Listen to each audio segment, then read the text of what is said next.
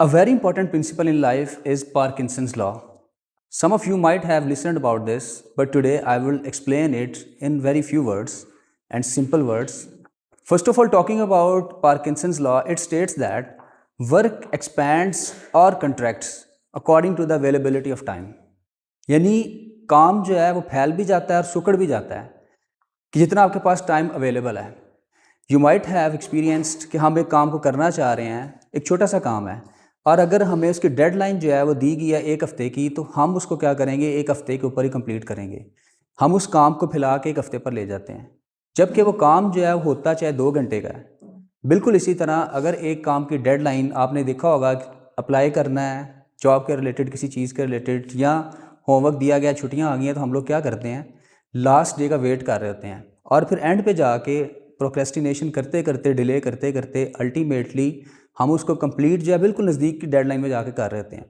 अब Parkinson's law explain करता है दुनिया में जो ग्रेट लोग हैं, जो बड़े लोग हैं, या जो हाईली सक्सेसफुल पीपल हैं, जो हाईली इफेक्टिव पीपल हैं, जो अपनी अचीवमेंट्स जो है उनको ज़्यादा कर जाते हैं, वो किस तरह से करते हैं.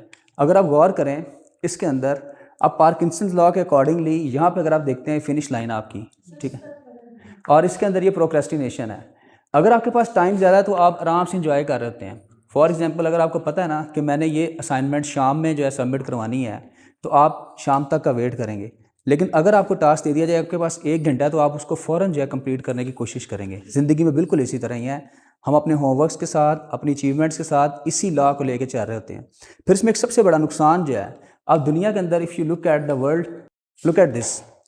अब ये जो पर्सन है एलन मस्क की ड्रामेटिक क्वालिटी है.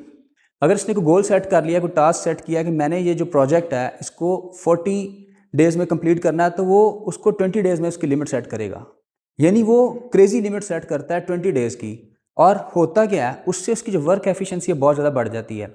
अब इसके अंदर पार्किंसंस लॉ के अकॉर्डिंगली अगर आप अपनी अचीवमेंट बनाना चाहते हैं, सबसे पहली चीज़, कभी भी आपका जो गोल है, कभी भी आपका जो मिशन है, जो एम्बिशन है, उसको आपने डेडलाइन के बगैर नहीं छोड़ना.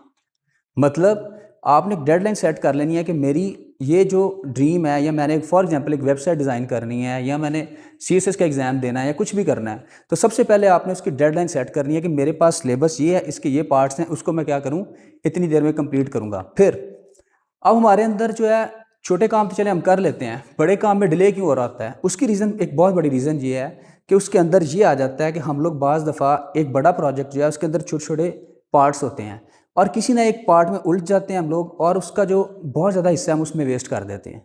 अब इसका एक तरीकाकार क्या है, सबसे पहले मल्टीटास्किंग. जितने अजीम लोग हैं अपने साथ मल्टीटास्किंग लेके चल रहे होते हैं. मल्टीटास्किंग क्या है कि आप एक काम को मुख्तलिफ हिस्सों में डिवाइड करें, ठीक है, और उसके लिए टाइम की जो ब्रैकेट है ना वो एलोकेट कर दें कि इस टाइम को मैंने इतना ही टाइम देना है. उससे होगा क्या कि आहिस्ता आहिस्ता जो है, अगर आपके ज़हन में एक थोड़ा सा एक बज़ आएगा, एक बेल जो है वो आपको जो है वो उसको अलर्ट करेगी कि यार इसका जो टाइम था उससे ज़्यादा हो रहा है, और बड़े प्रोजेक्ट का एक छोटा सा हिस्सा है जी.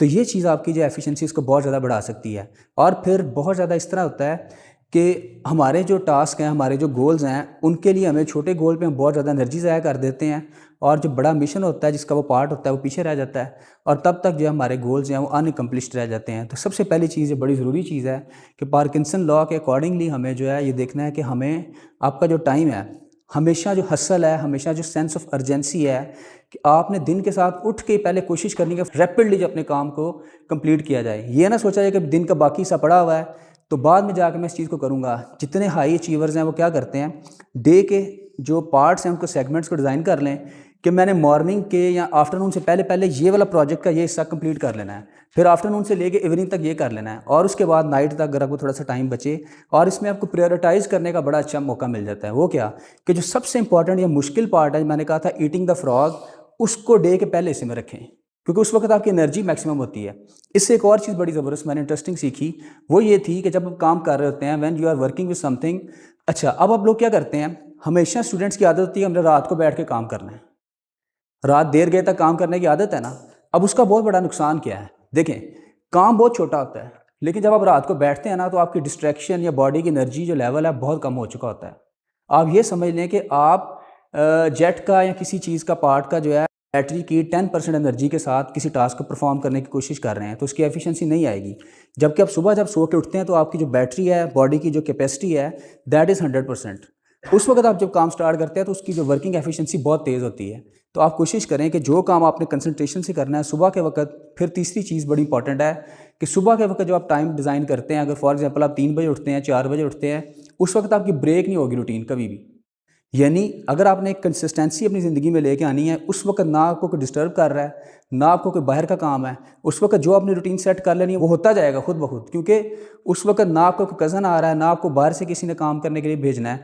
تو کوشش کریں سب سے پہلے ڈے کا حصہ ہے نا 4 بجے اٹھنے والا, جو دنیا میں ایک 4 AM گروپ ہے, یہ سب سے ہائی اچیورز لوگ ہیں. کیوں؟ اور اللہ تعالیٰ نے اس کو اسلام کے ساتھ اس لیے جوڑ دیا ہوا ہے کہ تہجد پڑھیں. اتنا زیادہ فائدہ کیوں رکھا تھا کہ مسلمان صبح اٹھیں گے, ایک تو یہ کہ میرے قریب آ جائیں گے, دوسرا یہ کہ ان کا جو فوکس ہے, ان کا جو ڈیڈیکیشن ہے, ان کا جو وہ کنسنٹریشن ہے بڑا اسٹرانگ ہو جائے گا. تو لیزر فوکس اچیو کرنے کے لیے آپ کو صبح اٹھنا بہت زیادہ ضروری ہے.